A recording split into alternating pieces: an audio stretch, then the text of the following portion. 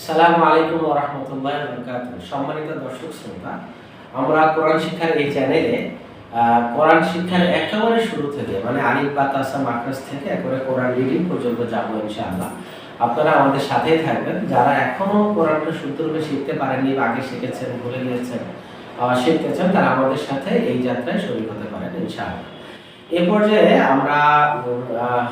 আমরা আমাদের বইয়ের ২ নম্বর লেসন, যেখানে ৩টা অক্ষরের পারফেক্টলি মাখরাজ এবং তার প্র্যাকটিস করব ইনশাআল্লাহ। আর এর আগের লেসনগুলো আরো ২-৩টা আমাদের ভিডিও আছে এই রিলেটেড। যারা ওগুলো দেখেননি, অনুগ্রহ করে আমাদের প্রিভিয়াস ভিডিওগুলো দেখলে আপনার সহজ হবে আপনার কাছে ইনশাআল্লাহ। তো ২ নম্বর পাঠে আমরা এখানে ৩টা গুরুত্বপূর্ণ আরবি হরফ শিখতে যাচ্ছি। তার মধ্যে রয়েছে সা, দেন হলো জাল এবং র। তো এখানে ৩টা অক্ষর কিন্তু একই জায়গা থেকে উচ্চারণ হচ্ছে। এই ৩টা অক্ষর উচ্চারিত হবে জিহ্বার আগা এবং দাঁতের আগা থেকে। সা, জাল এবং জ। সা, জাল অতি পাতলা অক্ষর, আর জটা হলো মোটা ধ্বনি বা ইস্তেআলা। ওকে, তো এটা আমরা কিন্তু ওই যে অক্ষর শেখার যে এক ক্লাসে আমরা টোটাল অক্ষরগুলো দেখেছিলাম, সেখানে আমরা বলেছিলাম যেগুলো ইস্তেআলা মোটা হবে সেগুলো আমরা সার্কেল করে দিয়েছি। কেমন? ওইখান থেকে দেখে আসতে পারেন বিস্তারিত। দেন প্রথম অক্ষর যেটা, সেটা হলো কি ফা। আমাকে খেয়াল করেন, আমি কিন্তু জিহ্বাটা দাঁতের উপরে নিয়ে আসছি, নিচের দাঁতের উপরে হালকা। এখন ছেড়ে দিব সা বলে সা, সা, সা। ওকে, সা। তাহলে সা একটা, এই শেপটা অনেকটা কি বায়ের মতোই দেখতে, তাই না? বায়ের নিচে একটা নোক্তা ছিল আর ছায়ের উপরে 3টা নোক্তা আছে, হ্যাঁ। এবং এই ছায়ের শেপ যেটা আমরা এখানে বইয়ে দেখেন ছবিতে সুন্দর করে দিয়ে দিয়েছি, স্ক্রিনে দেখতে পাচ্ছেন নিশ্চয়ই, যে ছায়ের মোট 4টা শেপ। একটা হলো ফুল ফর্ম, যে বায়ের মতো উপরে 3 নোক্তা, আর বাকি 3টা শেপ হলো যে কি, একটা হলো এক দাঁতের উপরে 3 নোক্তা, এটা হলো শুরুর শেপ। আর মাঝখানে দাঁত, দুই পাশে কানেক্টর বা কালো দাগ দেওয়া আছে, এর উপরে 3 নোক্তা, এটা হলো কি ছায়ের মধ্য শেপ। আর শেষের শেপটা হলো ফুল শেপের মতোই, পূর্ণ শেপের মতোই, মূল শেপ কিন্তু আগে একটা কানেক্টর আছে, তার উপরে 3 নোক্তা। তাহলে মনে রাখতে হবে ছায়া হলো যখন শর্ট ফর্ম হবে বা ফুল মধ্য শেপ হবে, তখন একটা দাঁত হবে, 3 দাঁত হবে না। কয়টা? একটা দাঁত, একটা দাঁতে 3টা নোক্তা। তখন আমরা পাতলা করে বলবো সা, সা। ওকে, দেন দ্বিতীয় অক্ষর জাল যেটা, সেটা একই রকম, জালের পরে জাল। অনেকের কোশ্চেন হবে, আপনি আলিফ বা তাসা সিরিয়ালে কেন শেখাচ্ছেন? আমরা কিন্তু একটা রেসিপিতে সিরিয়াল দেখিয়েছি। আবার আমাদের যখন মাখরাজগুলো এভাবে একই জায়গায় মাখরাজগুলো শেখা হয়ে যাবে, দেন আমরা আবার সিরিয়াল প্র্যাকটিস করব। যেহেতু আমরা মাতৃভাষার সিস্টেমে ক, খ, গ, ঘ এরকম ক বর্গীয়, ট বর্গীয়, চ বর্গীয় এভাবে আমরা শিখতেছি, একই অক্ষরগুলো একই জায়গার অক্ষরগুলো একসাথে শিখতেছি। এই জন্য আমরা এখন সিরিয়ালটা মেনটেন করতেছি না কিছুক্ষণের জন্য। দেন এগুলো শেখা হয়ে গেলে আমরা সিরিয়াল। ওকে, দেন হলো জাল। জালটা হলো দালের মতোই দেখতে, কিন্তু উপরে একটা নোক্তা আছে, তাই না? জালের উপরে একটা কি আছে? নোক্তা আছে। এটাও পাতলা। আপনি জিহ্বাটা সামনের দাঁতের উপরে রেখে পাতলা করে উচ্চারণ করবেন জাল।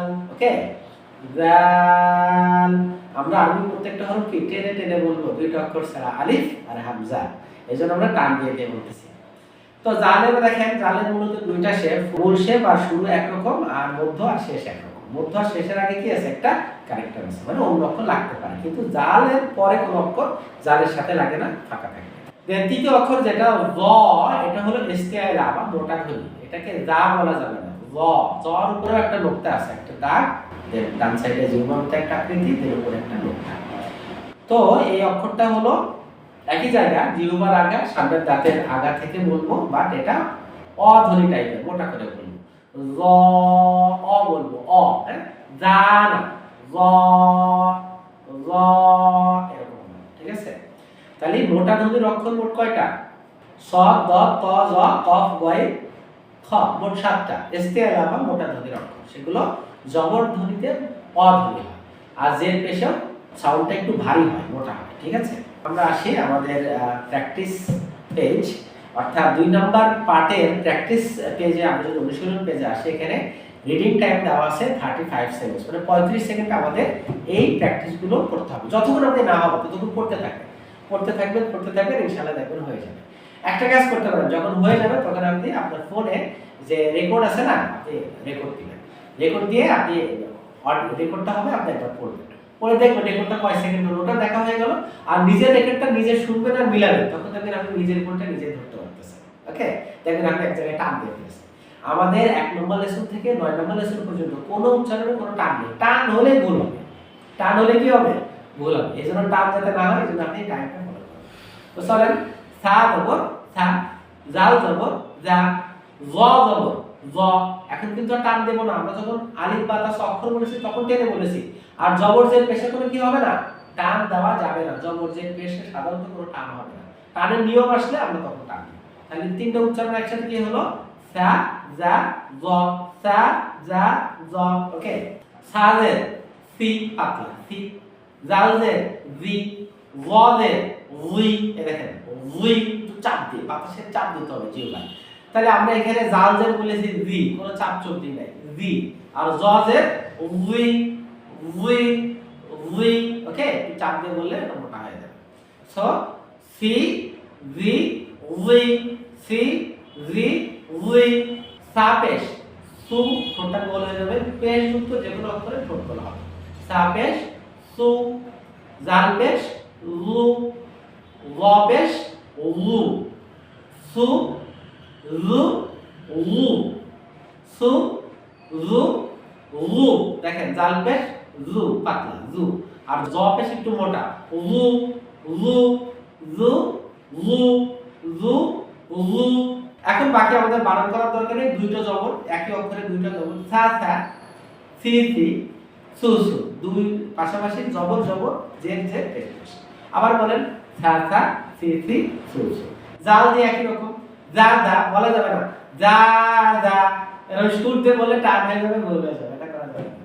জি জি এরকম বলা যাবে, কি বলতে হবে, যা যা জি জি জু জু, যা যা জি জি জু জু। জ দিয়ে একটু মোটা করে বলতে হবে, জ জ জি জি জু জু, জ জ জি জি জু জু। এখন জবর পেশ জের পেশে মিক্স, দেখেন সাসু, জবর আছে পেশ আছে সাথে, সি সা, সাথে জের সাথে জবর সি সা, সু সি, সা পেশ সু সা জের সি সু সি। ওকে, একসাথে সাসু সি সা সু সি, সাসু সি সা সু সি। জাল জবর যা, জাল পেশ জু, কি হলো, জাজু, জাল পেশ জু, জাল জের জি জু জি, জাল জের জি, জাল পেশ জু জি জু। একসাথে বললে জাজু জু জি জি জু, জাজু জু জি জি জু। একই ভাবে জ জবর জ, জ জের জি, জ জি বলা যাবে না, জ জি এরকম বলা যাবে, জ জি একবারে, জ জের জি, জ পেশ জু জি জু, জ পেশ জু, জ জের জি জু জি। কি হলো তাহলে, জ জি জি জু জু জি, জ জি জি জু জু জি। সা জবর সা, সা জের সি, সা পেশ সু, সা সি সু বলা যাবে না, সা সি সু, এটা চলবে না, তাহলে আপনার ভুল হয়ে যাবে। আপনি বলবেন সা সি সু, সা সি সু। ওকে, জাল জবর যা, জাল জের জি, জাল পেশ জু, জাদিদু জাদিদু। ভুল ভুল ভুল, কি বলতে হবে, জাদিদু। ঠিক আছে, এখন কোনো টানটন নাই। জ জবর জ, জ জের জি, জ পেশ জু, জাদিদু জাদিদু। এটা বলা যাবে না, কি বলতে হবে, জাদিদু।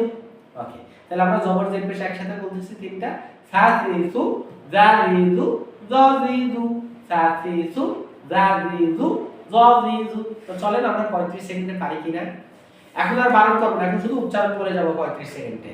সা জা জ, সি জি জি, সু জু জু, সা সা সি সি সু সু, যা যা জি জি জু জু, জ জ জি জি জু জু, সা সু সি সা সু সি, যা জু জু জি জি জু, জ জি জি জু জু জি, সা সি সু যা জি জু জ জি জু।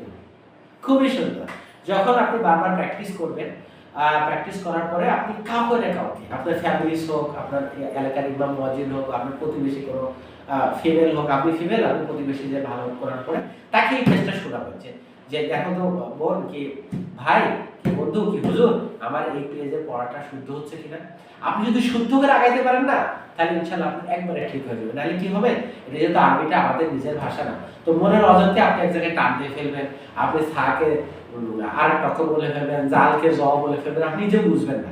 তা আপনি যখন একজনকে একটু শোনাবেন না, সে আপনাকে ধরাই দিলে আপনি এটা খুবই ভালো। আপনি ভিডিও দেখে প্র্যাকটিস করেন, শিখেন, সমস্যা নেই, বাট ফাইনালি পড়াটা হলো কিনা এটা কারণে একটু ভেরিফাই করে নিতে হবে। ঠিক আছে ইনশাআল্লাহ।